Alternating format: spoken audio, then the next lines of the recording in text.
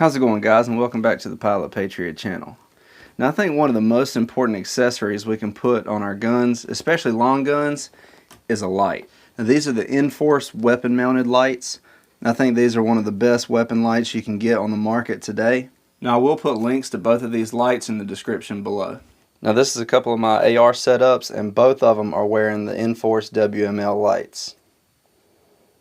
Now let's take these off the rifles and get a closer look at them. We'll put them back on the rifles later and show you how they're set up on the guns. Now, Inforce offers two different versions, the WML and the WMLX. Both of them operate the same. The WML is 400 lumens, and that's plenty bright with a nice wide spill and a good long throw.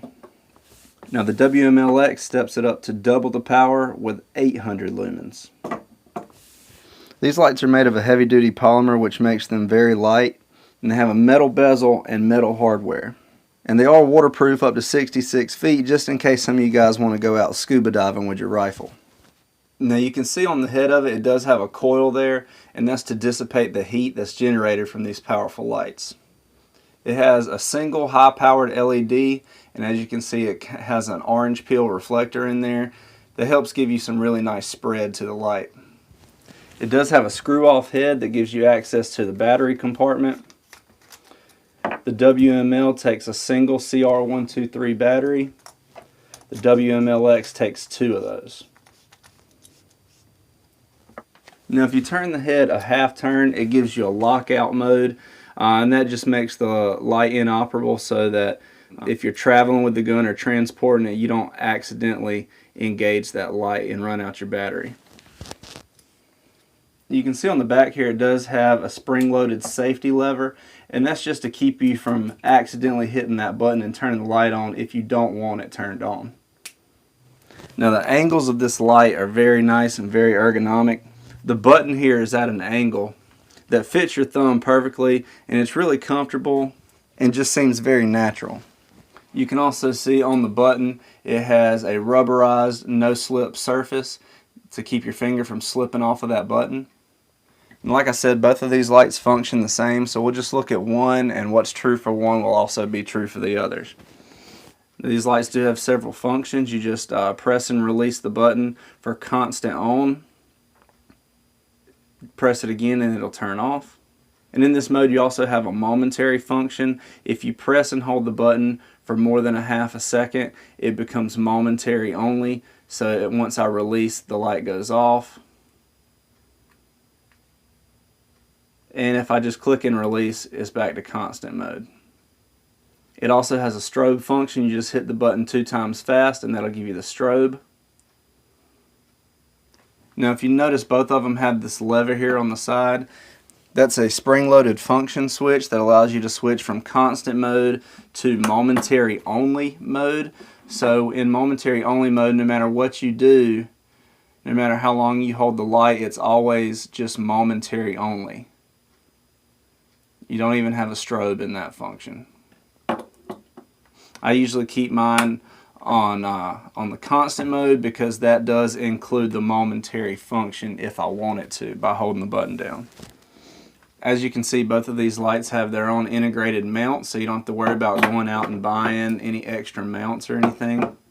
And these are quick detach mounts, so you don't have to worry with any screwdrivers or anything like that to take them on and off. Now let's get the guns back in here and show you how to mount these things. So as you can see on the side here, this is spring loaded. All you have to do is push that in, and that's going to open it up so you can slide it onto the rail. So you just slide it on in whatever position you want, find your spot, and then you just tighten this thumb screw down to lock it in place. And you're good to go. It's not going to go anywhere. Same thing with the WMLX. You just slide it on in whatever position you want, tighten that thumb screw, and she's locked in place. Now you always want to mount your lights as far forward on your rail as you can to throw as much light out in front of you as possible and to prevent shadows from your barrel. Now I mount mine on the left side all the way at the front. Now I make sure my light is in the perfect position where all I have to do is move my thumb to actuate that light. I don't have to break my grip from the gun to operate that light. Now it's the same way on both of these. I hold the gun just like this, and all I have to do is move my thumb to operate that light. Now let's take these guns outside and I'll show you what these things can do.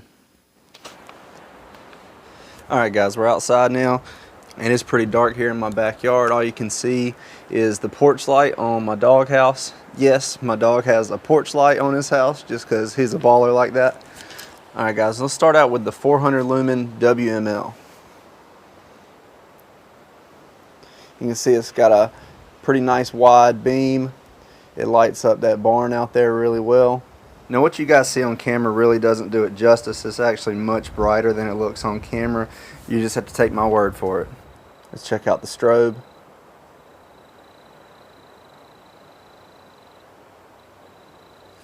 Alright, let's look at the big boy, the WMLX 800 lumens. And as you can see, that one has a lot more throw. You can see the trees back behind it. That's probably 50 yards. And it just really lights up that barn really good. Much wider beam, much longer throw. These are really nice lights. Now let's try to look out here to the other end of the yard.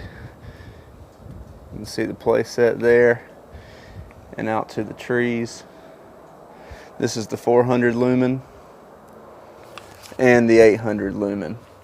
Really lights up those trees all the way to the back.